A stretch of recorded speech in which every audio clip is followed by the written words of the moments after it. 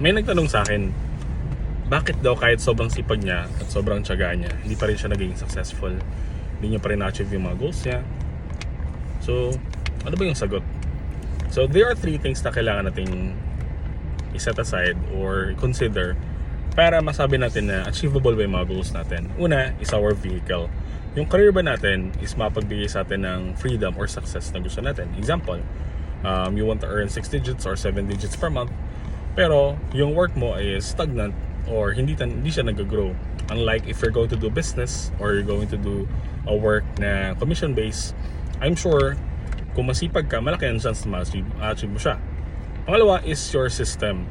So kailangan maset mo or ma-strategize mo yung mga gagawin mo every single day. Hindi pwedeng bahala na, hindi mo plinano yung araw mo. So kailangan meron kang meron kang journal or you may write down the things that you're going to do every single day para ma-achieve mo yung goals mo. And syempre, most importantly, you cannot measure something that you don't track. So hindi mo alam kung malapit ka na ba sa goals mo kung wala ka bang sinulat. Last one is your connections. Hindi pwedeng masipag lang tayo, madisiplina lang tayo. Malaking factor din ng community or connections natin. Please alam natin, if ever na ready na tayo for next level, meron tayong ma-reach out kung meron ba silang opportunity na may bibigay. Kung meron ba silang other business na pwede nating pasukin.